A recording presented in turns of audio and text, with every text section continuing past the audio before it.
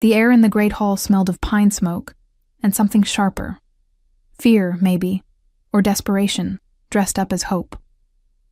I stood near the back wall, my fingers twisted together so tightly the bones ached, watching the parade of women who'd come from every corner of the kingdom. They wore their finest dresses, their hair braided with ribbons and flowers, their faces painted with confidence I'd never possessed. Each one stepped forward when her name was called, curtsying before the dais where he sat. King Cassian Thornridge, the Lycan King, the last of his bloodline. I shouldn't have been here at all. My village had no business sending anyone to the offering, that's what they called it, though everyone knew it was really a desperate lottery. The king needed an heir, 60 years without one, they said. 60 years of watching his court grow older, his allies grow restless, his enemies grow bold. The kingdom needed stability, it needed a future. It needed someone to give him what decades of trying had failed to produce. But I was nobody. A healer's daughter from a forgotten village where the roads turned to mud every spring, and the wolves howled so close at night you could hear their breath between the trees. My hair was too pale, my frame too slight, my hands permanently stained with the herbs I ground for my mother's remedies. I didn't even want to be chosen. The very thought made my stomach clench with something between terror and nausea. My mother had insisted, though. They're calling every unmarried woman between 18 and 30, she'd said, her weathered hands gripping my shoulders. If you don't go, they'll punish the whole village. It's just a formality for girls like you. He'll never choose someone so ordinary. The word had stung, even though I knew she meant it as comfort. Now, pressed against the cold stone wall with 50 other women who had far more right to be here than I did, I felt the weight of my own insignificance like a physical thing. The woman beside me, tall, dark-haired, with the bearing of someone born to command, shot me a look that said I was wasting everyone's time just by breathing the same air. She wasn't wrong. The ceremony dragged on. One by one, women approached the king, spoke their names and lineages, displayed whatever talents or beauties they possessed. Some sang. Some recited poetry. One actually demonstrated sword work, her blade flashing in the firelight while the crowd murmured approval. The king watched it all with the same expression. Distant, polite, utterly unmoved. His face could have been carved from the same granite as his throne. I'd heard stories about him all my life. How he'd taken the crown at 19 after his parents were killed in the Borderland Wars. How he'd unified the fractured Lycan clans through sheer force of will and strength that made other alphas bow their heads in submission. How he'd searched for years for a mate who could bear him children, only to discover the cruel truth. The war that had made him king had also left him sterile. Poisoned weapons. Dark magic. Nobody knew for certain, but the result was the same. No heir. No future. A kingdom built on the strength of one man who would eventually die, leaving only chaos behind. I felt sorry for him, which was probably treasonous. You weren't supposed to pity kings, but standing there, watching woman after woman fail to spark even a flicker of interest in those storm-gray eyes, I couldn't help it. What must it feel like? To have everything except the one thing that mattered most. My name was called sooner than I expected. Ilara Whitmore, of Thornwood Village. My heart lurched into my throat. The woman beside me actually laughed. A soft, cruel sound.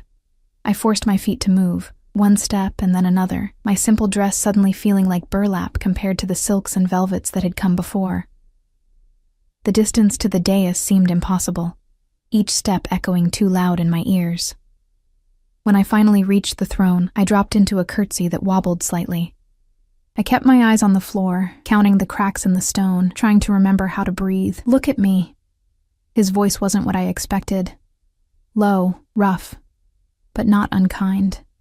I lifted my head slowly, and for the first time in my life, I met the eyes of Cassian Thornridge. The world seemed to tilt. He was looking at me. Actually looking. Not through me the way he'd looked at all the others. His eyes were the color of smoke before a storm, and there was something in them I couldn't name. Recognition, maybe. Or surprise. His nostrils flared slightly, and I realized with a shock that he was scenting me. The way Lycans did when something caught their attention. What talent do you bring to offer? The Chancellor's voice cut through the moment, impatient and dismissive. I swallowed hard. I'm a healer. I know herbs and remedies. I can set bones and treat fever. My voice sounded small even to my own ears. I know it's not much. A healer. The King's voice again, cutting off my apology. He leaned forward slightly, his massive frame casting a shadow that seemed to swallow me whole. What's the treatment for silver poisoning? The question caught me off guard. It was specific, technical, not the kind of thing you ask to make conversation. My mind raced through everything my mother had taught me. Milk thistle and golden seal root, ground together with charcoal ash, given 3 times daily with clean water, never wine. The patient needs to be kept cool and quiet. Silver burns from the inside out, so you're fighting inflammation as much as poison. Something shifted in his expression. Not quite a smile, but close. And for someone who's been exposed repeatedly over years, then you're not just treating poison, you're treating scar tissue. The organs remember the damage. You'd need blood purifiers, burdock root, dandelion, red clover, long-term treatment, maybe forever. And I hesitated, then pushed forward. And you'd need to accept that some damage can't be undone, some wounds we carry always. The silence that followed felt enormous. The King stared at me with an intensity that made my skin prickle, and I realized every person in the hall was holding their breath. "What's your name again?" he asked quietly. "Ilara, Your Majesty." "Ilara Whitmore." He nodded once, a sharp, decisive movement. Then he did something that made the entire court gasp. He stood. The King never stood during the offering. He sat, he listened, he dismissed. Standing meant something. Standing meant attention. Standing meant, "The rest of you are dismissed," he said, his voice carrying easily through the hall. "I've made my choice." Chaos erupted. Women cried out in protest. Families shouted questions. The Chancellor tried to restore order while looking utterly bewildered. But I couldn't hear any of it over the roaring in my ears. The King was still looking at me, and in his eyes, I saw something that terrified me more than rejection ever could. Hope. They took me to chambers I'd only ever imagined in fever dreams, rooms so vast my entire village house could have fit inside them 3 times over. Servants dressed me in clothes that felt like water against my skin, soft and impossibly fine, while I stood frozen and uncertain. A woman with kind eyes braided my pale hair with silver thread, whispering reassurances I couldn't quite process. "You'll dine with His Majesty tonight," she said gently. "Just the 2 of you. It's unprecedented. But then, everything about today has been." I wanted to ask what she meant, but my throat had closed around the words. When they finally led me through corridors lined with portraits of stern-faced ancestors, I tried to understand what had happened. The King had chosen me. Out of hundreds of women, daughters of nobles, trained warriors, women bred for exactly this purpose, he'd chosen the girl who ground herbs in a forgotten village. It made no sense.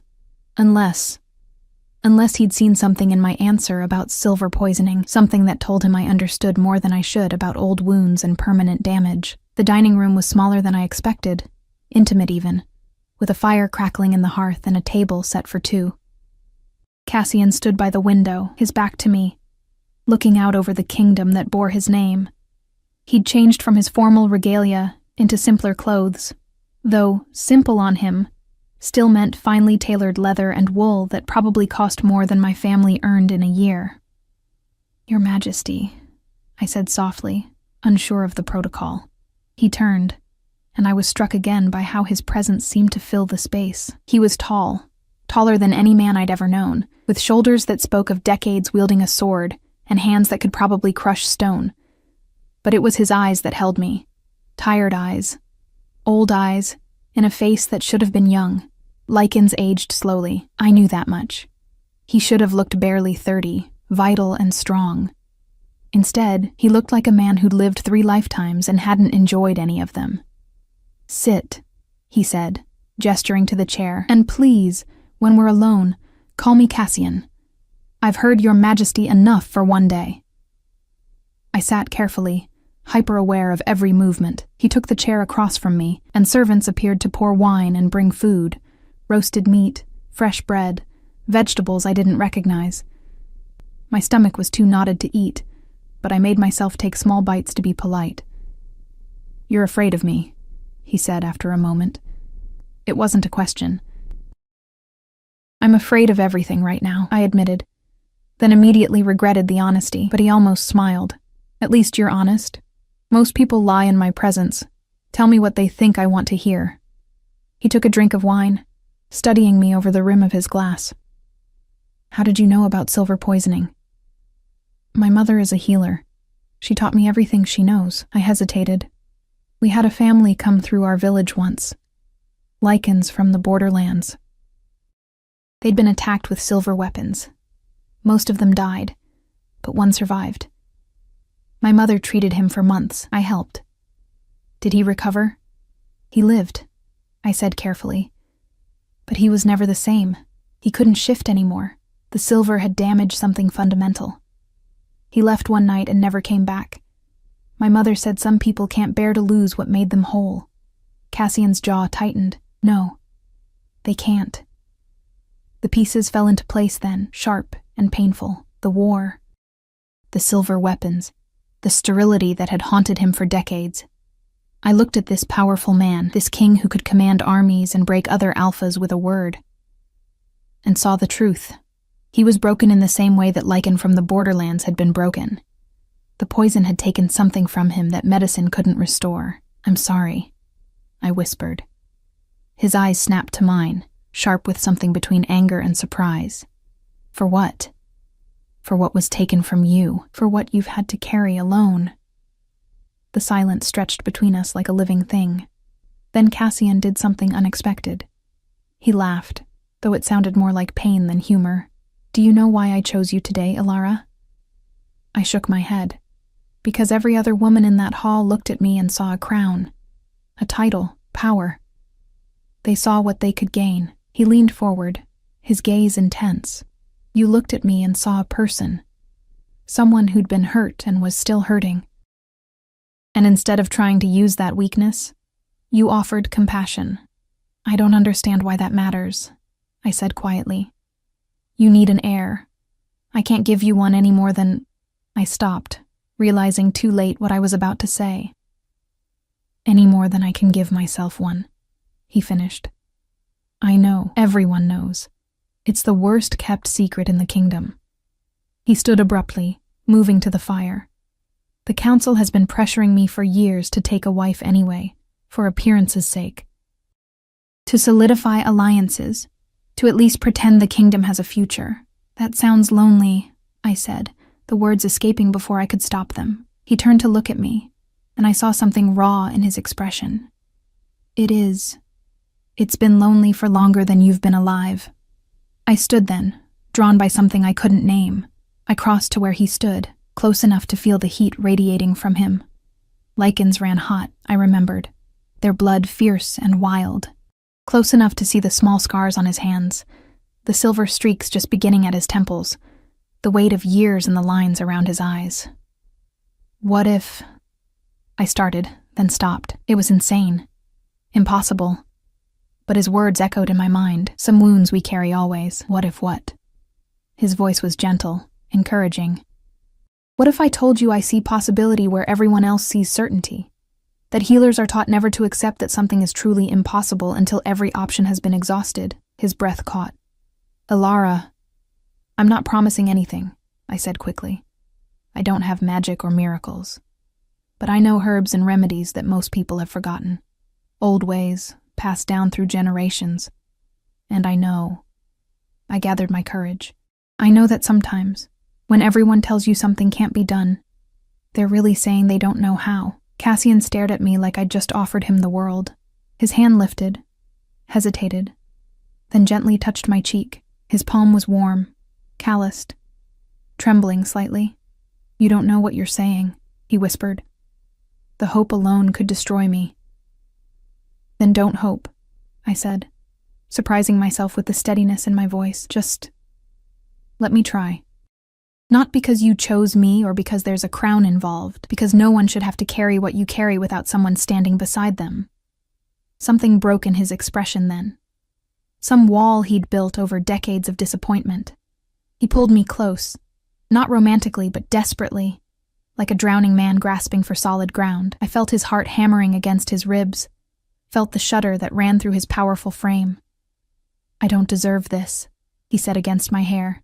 "I don't deserve you. Maybe not," I agreed, and felt him huff a surprised laugh. "But I'm here anyway."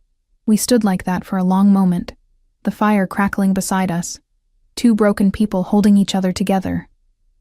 And for the first time since my name was called in that hall, I thought maybe, just maybe, I could do this. Not because I was special or chosen or destined, but because sometimes the greatest strength is simply refusing to let someone face their demons alone. The weeks that followed were nothing like I'd imagined a royal marriage would be. There was no grand wedding ceremony, no public celebration. Instead, Cassian and I were bound in a private ritual attended only by his most trusted advisors and the high priestess who'd served his family for generations. The woman's ancient eyes had studied me with an intensity that made my skin prickle, but she'd said nothing except the traditional words that made me queen. Queen. The title felt like a costume that didn't fit, but the work, that, I understood. I spent my days in the castle's vast library, buried in texts so old the pages crumbled at my touch. Medical treatises written in languages I had to learn, herbalism guides from cultures that had long since vanished, alchemical journals that blurred the line between science and magic. Cassian gave me access to everything, including records that detailed his condition with clinical precision. Silver toxicity, chronic and severe. Exposure over 3 years during the Borderland Wars. Reproductive system damaged beyond conventional healing. 60 years of failed treatments, failed hopes, failed everything. But I also found something else in those records. Gaps. Moments where the physicians had simply stopped trying, declared it impossible, moved on. They'd treated the symptoms but never addressed the root. The silver particles that had embedded themselves in his tissue, slowly poisoning him year after year. "You're going to make yourself sick," Cassian said one evening, finding me surrounded by books in what had become my personal study. "You haven't eaten since breakfast." I looked up, pushing pale hair from my face. "Did you know that the mountain clans used to treat silver poisoning with a compound made from moonflower and wolf's bane? Both are toxic on their own, but together, in precise doses." I gestured to the open book. "They supposedly neutralize the silver." He sat beside me, his presence warm and steady. Over the weeks, we'd developed an easy companionship, not the passionate romance the court whispered about, but something quieter, more real. We talked late into the night about everything and nothing. He told me about the weight of the crown, the constant pressure of keeping the kingdom safe. I told him about my village, about grinding herbs by moonlight with my mother, about the small magics of healing that most people never noticed. "Supposedly," he repeated, catching on the word. "Meaning it might not work. Meaning it's worth trying." I turned to face him fully. "Cassian, I've been documenting everything. Your energy levels, your ability to shift, even subtle things like how quickly you heal from minor cuts. You're not just sterile, you're slowly being poisoned still. The silver is still in you, still doing damage." His jaw tightened. "I know. I've known for years. But what if we could remove it? Not just treat the symptoms, but actually extract the poison?" I pulled another book closer, showing him diagrams I'd sketched. "It would take time. Months. Maybe longer. And it would be..." I hesitated. "It would be painful. The process of purging something that's been part of your body for so long." "I don't care about pain." His hand covered mine, warm and solid. "I've lived with pain for decades. But Alara, I need you to understand something." His gray eyes held mine with painful honesty. "Even if we remove every trace of silver, even if we somehow heal the damage, there's no guarantee." The physicians were very clear. The scarring, the time elapsed. "I know," I said softly. "I know it might not work. I know we might do everything right and still fail, but at least you'd be free of the poison. At least you'd be healthier, stronger. Isn't that worth something?" He studied me for a long moment, then pulled me close. This had become our habit, these moments of quiet contact, his arms around me, my head against his chest. Not passion, but comfort. Trust. "You're remarkable, you know that," he murmured. I smiled against his shirt. "I'm stubborn. There's a difference." "No," he said firmly. "You're remarkable and brave, and far too good for a broken king." I pulled back to look at him. "Stop calling yourself broken. You survived a war that killed hundreds. You've kept this kingdom together through sheer will. You're still here, still fighting. That's not broken, Cassian. That's strength." Something shifted in his expression. That look he got sometimes, like he couldn't quite believe I was real. Then he kissed me, gentle and careful, and I felt the tremor in his hands that said he was holding back. We'd shared kisses before, quiet moments stolen between duty and research, but this one felt different. This one tasted like hope. When we parted, he rested his forehead against mine. "When do we start?" "Tomorrow," I said. "I'll need to prepare the first compound tonight. It's going to be intense, Cassian. You'll need to trust me completely." "I already do." The next morning, I began the treatment in earnest. The private chamber we'd converted into a healing room smelled of herbs and smoke, the windows covered to control the light. Cassian lay on the padded table, stripped to the waist, his muscular frame tense with anticipation. "This first dose will make you feel like you're burning from the inside," I warned, measuring the dark liquid carefully. "Your body is going to fight it because it can't tell the difference between the medicine and more poison. You'll need to stay conscious, stay focused. Can you do that?" "Yes."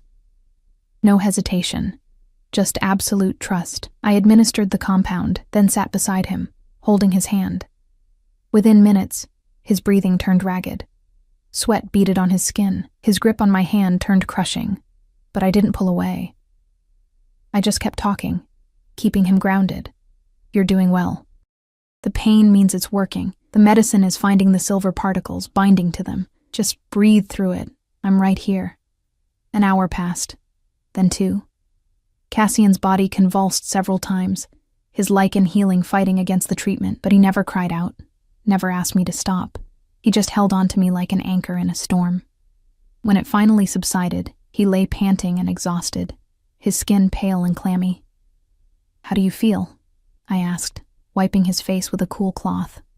"Like I've been torn apart and reassembled," he rasped. Then, incredibly, he smiled. "But also, lighter. Like something's been loosened." I checked his vital signs, documenting everything. "That's good. That's exactly what should happen. We'll do this twice a week for the next 3 months, gradually increasing the dosage as your body adapts." He caught my hand, kissing my knuckles. "Thank you. Don't thank me yet. We have a long way to go." But as the weeks turned into months, something miraculous began to happen. Cassian grew stronger. His shifts, which had been painful and incomplete for years, became easier. His color improved. His energy returned. The court noticed, whispering about the young queen who'd somehow brought vitality back to their king. What they didn't see were the private moments. Cassian holding me through nightmares about failing him, me holding him through the brutal treatment sessions that left him hollowed out and trembling. What they didn't see was how we'd slowly, carefully, fallen in love. Not the explosive, dramatic love of legends, but the steady, earned love of 2 people who'd seen each other at their weakest and chosen to stay. On the night of the 4th month, after a particularly difficult treatment, Cassian pulled me into bed beside him. Something we'd been building toward slowly, carefully, respecting the weight of what it meant. "I need to tell you something," he said quietly, his fingers tracing patterns on my shoulder. "Even if this doesn't work the way we hope, even if I never give you children, I want you to know. You've already given me more than I ever thought I'd have. You've given me hope, peace, a reason to believe in tomorrow." I turned in his arms, meeting his storm-gray eyes. "And you've given me purpose, a place to belong, someone who sees me as more than just ordinary." "You were never ordinary," he whispered. "From the moment you looked at me and saw a person instead of a crown, you were extraordinary." When we came together that night, it was with the tenderness of people who'd earned every touch, every whispered word. And later, Wrapped in his arms with moonlight streaming through the windows, I let myself believe that maybe, just maybe, miracles weren't impossible after all, just incredibly, beautifully difficult. The morning sickness started exactly 6 weeks after that night, though I didn't recognize it at first. I attributed the nausea to exhaustion. I'd been working relentlessly, documenting every aspect of Cassian's treatment, corresponding with healers across the kingdom who might have additional insights. When I fainted during a council meeting, the king's personal physician was summoned immediately. Dr. Helena was a stern woman in her 60s, who'd served the crown for decades. She examined me with brisk efficiency, while Cassian paced the room like a caged wolf, his anxiety rolling off him in waves. "Well?" he demanded when she finally stepped back. Helena's weathered face was unreadable. "Your Majesty, I need to run additional tests. Lady Alara, I'll need a blood sample." Something in her tone made my stomach clench with a different kind of nausea. Cassian heard it too. His pacing stopped abruptly. "Helena, what is it?" "I cannot say with certainty until—" "Helena," his voice dropped to that tone that made even his generals straighten their spines. "Tell me." The physician looked between us, and I saw something I'd never seen in her stern features. Wonder. "I believe the Queen may be with child. Possibly children. But, Your Majesty, given your condition, I must verify this through multiple means before—" The room tilted. Cassian caught me before I could fall, his hands trembling as he lowered me gently onto the settee. His face had gone absolutely white. "That's not possible," he said hoarsely. "It's not—" "Helena, you know it's not. I know what the records say," she interrupted gently. "I also know what I'm observing. Let me run the tests, please." The next 3 hours were the longest of my life. Helena drew blood, performed examinations I barely registered, consulted texts and instruments while Cassian and I sat in stunned silence. He held my hand so tightly I lost feeling in my fingers, but I didn't complain. I was too busy trying to process the impossible. Pregnant. With his child. With his children. When Helena finally returned, she wasn't alone. She'd brought the High Priestess, the same ancient woman who'd married us months ago. The priestess's milky eyes fixed on me with that unnerving intensity. "It is confirmed," Helena said, her voice shaking slightly. "The Queen carries twins, both healthy, both strong." "Your Majesty, I have no medical explanation for this. By every measure we have, this should not be possible." Cassian made a sound like he'd been struck. His grip on my hand loosened, and for a terrifying moment, I thought he might collapse, but then he was moving, dropping to his knees before me, his head in my lap, his powerful shoulders shaking with sobs he'd probably held back for 60 years. I ran my fingers through his hair, my own tears falling freely. "It's real," I whispered. "Cassian, it's real." The High Priestess stepped forward, placing a gnarled hand on each of our heads. "The old magic recognizes what science cannot explain," she said in her cracked glass voice. "You healed more than his body, young queen. You healed his spirit, his hope, his will to believe. And belief, combined with love freely given," she smiled, revealing too many teeth.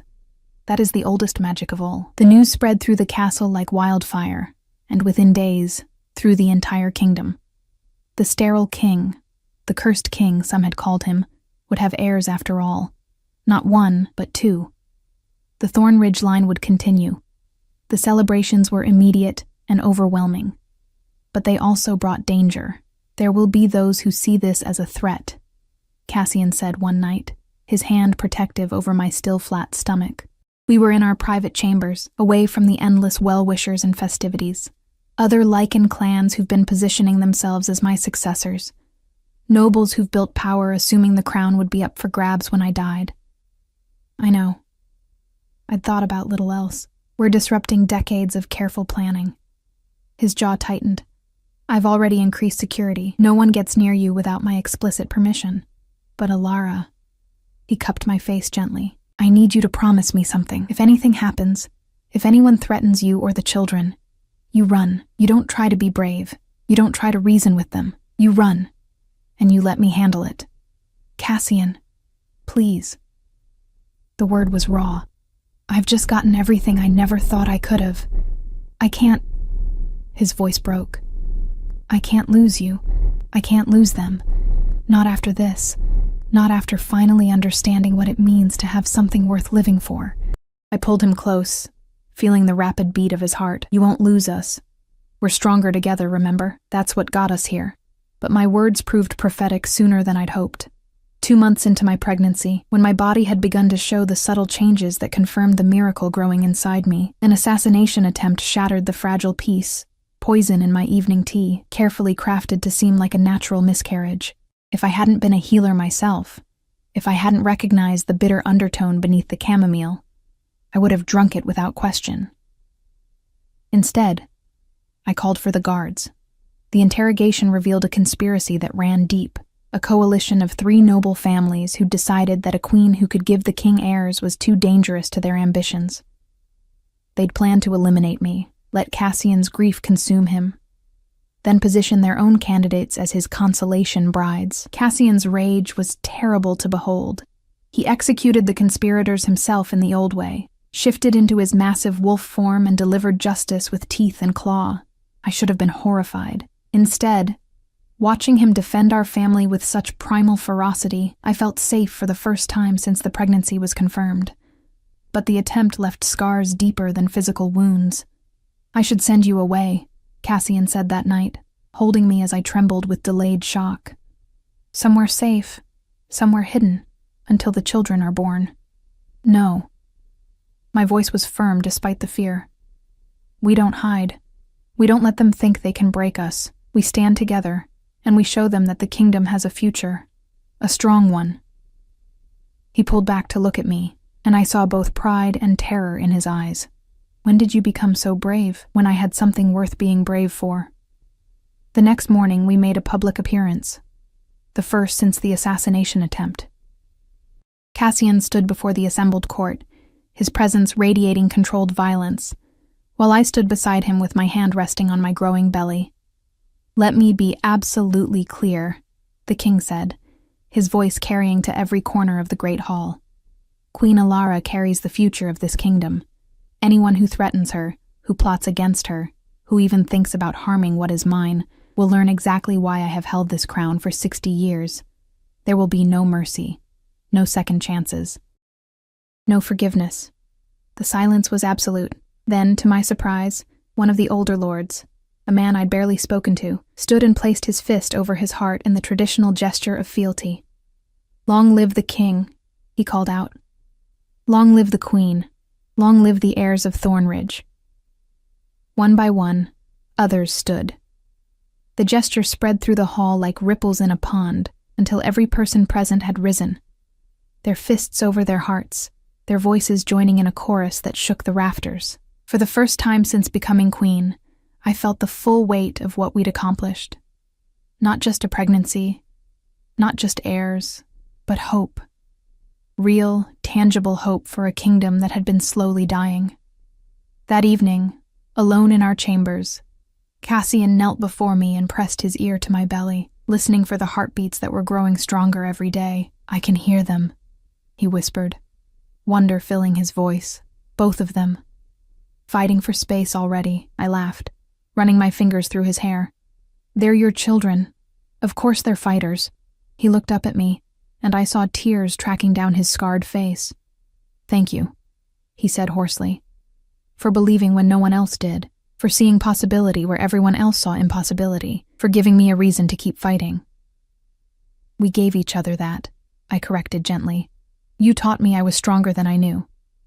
I just reminded you of the same.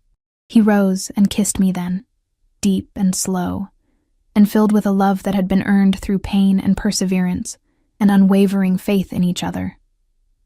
Outside our windows, the kingdom slept peacefully, protected by a king who had finally found his purpose, and a queen who had discovered her own strength.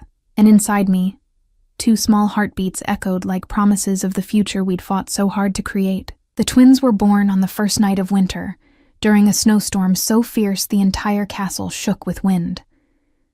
Labor came fast and hard, weeks earlier than Dr. Helena had predicted, and I learned exactly how much pain a body could endure before breaking. Cassian refused to leave my side despite tradition dictating that kings wait elsewhere during births. He held my hand through every contraction, his own face gray with helpless fear as I screamed through the worst of it. When Helena finally said I needed to push, his grip became my anchor to consciousness. "You can do this," he whispered fiercely against my ear. "You're the strongest person I know. You can do this, Alara. I'm right here. I'm not leaving." The first baby came with a wail that cut through the storm. A girl with pale hair and lungs like a battle horn. Cassian sobbed openly when Helena placed her in his arms. This massive warrior king cradling something so impossibly tiny and perfect. "She's beautiful," he choked out. Alara, look at her, But there was no time for wonder. The second baby was coming, and something was wrong. I felt it in the way Helena's hands moved with urgent precision, heard it in the sharp commands she barked at her assistants. The room blurred around me as pain gave way to a distant floating sensation that terrified me more than the agony had. "Stay with me." Cassian's voice cut through the fog. He'd passed our daughter to a nurse and was back at my side, his face inches from mine. "Alara, stay with me. Don't you dare leave me now. We're so close. Just a little more.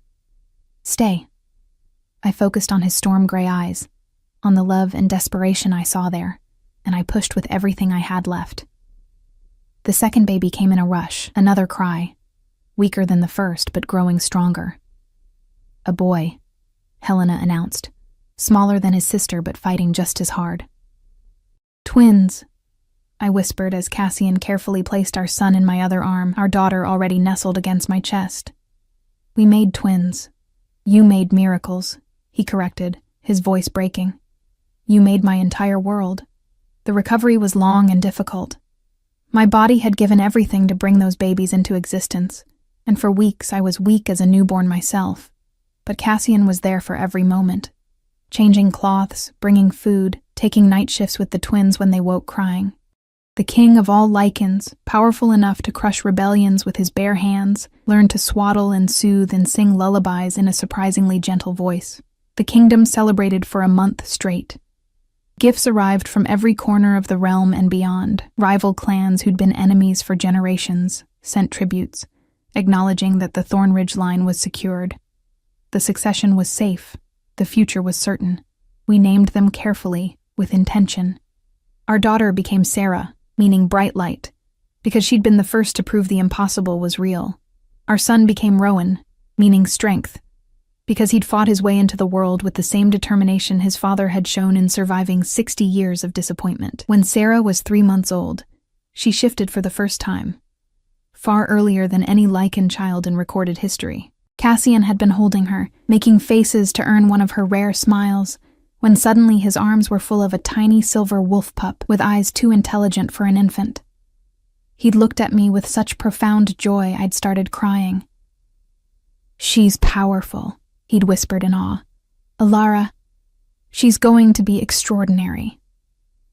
Rowan shifted 2 weeks later, his wolf form smaller but faster than his sister's. Watching them tumble together in their puppy forms, play fighting and yipping, Cassian and I held each other and marveled at the life we'd built. But the true test came when Sarah was 6 months old. A delegation arrived from the northern clans, alphas who'd been circling since the twins' birth, looking for weakness or opportunity. They demanded an audience, claiming they needed to verify the legitimacy of the heirs. Everyone knew what they really wanted: to assess whether these miracle children posed a genuine threat to their own power. Cassian wanted to refuse them entry. I convinced him otherwise. "Let them come," I said firmly, Rowan sleeping against my shoulder while Sarah played with my hair. "Let them see exactly what we've created. Not just heirs, but a family, strength born from love instead of conquest. That's more threatening than any display of power." The audience took place in the throne room, formal and tense. The northern alphas, 3 massive males with more scars than diplomacy, studied us with calculating eyes. Cassian sat on his throne with the authority of decades, but I stood beside him with our children, refusing to be relegated to the background. "These are the miracle heirs," the lead alpha said, his tone making the word miracle sound like an insult. Forgive our skepticism, Your Majesty, but the entire realm knows of your condition. Some wonder if perhaps they're not mine. Cassian's voice could have cut glass. Let me save you the trouble of whatever insult you were planning. He stood, descending from the dais to stand directly before the alphas. My children carry my scent, my bloodline, my strength. Every Lycan in this room can sense it. So if you're here to question their legitimacy, you're wasting everyone's time. The alpha's eyes narrowed. With respect, unusual circumstances demand unusual verification. Perhaps if the Queen would submit to— The Queen submits to nothing, I interrupted, my voice ringing clear through the hall.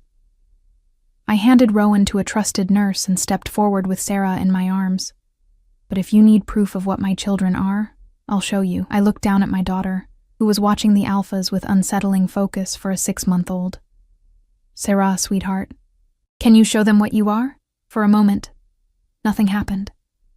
Then my daughter shifted, smooth and controlled in a way that should have been impossible for one so young. The tiny silver wolf in my arms locked eyes with the northern alpha and released a sound that was part growl, part howl. Every Lycan in the room instinctively dropped their heads in submission.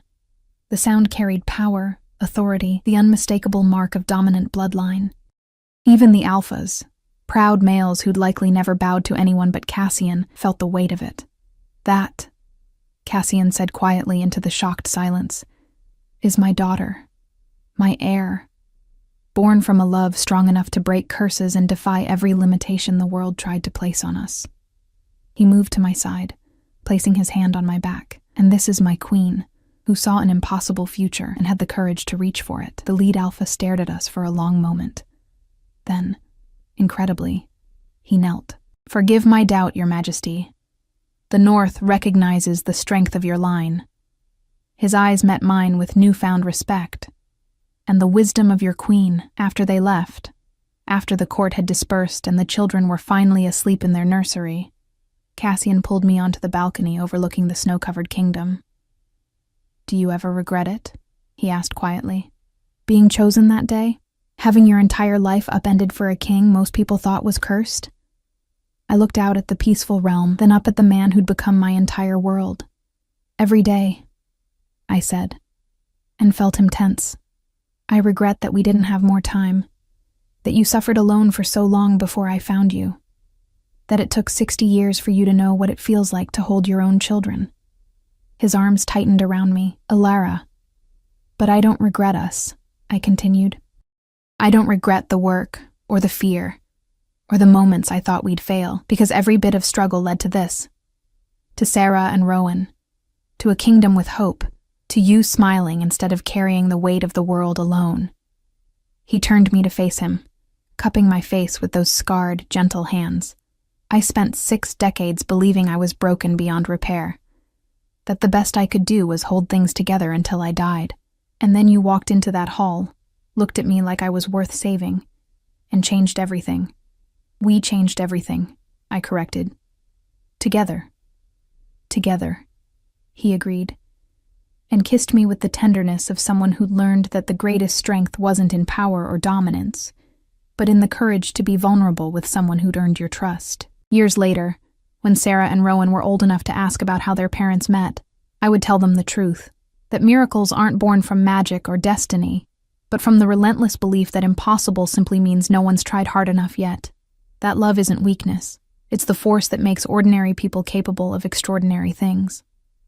And when they asked if their father had really been cursed, Cassian would pull them close and smile, that real, unguarded smile he'd learned to wear, and say, "No, little ones.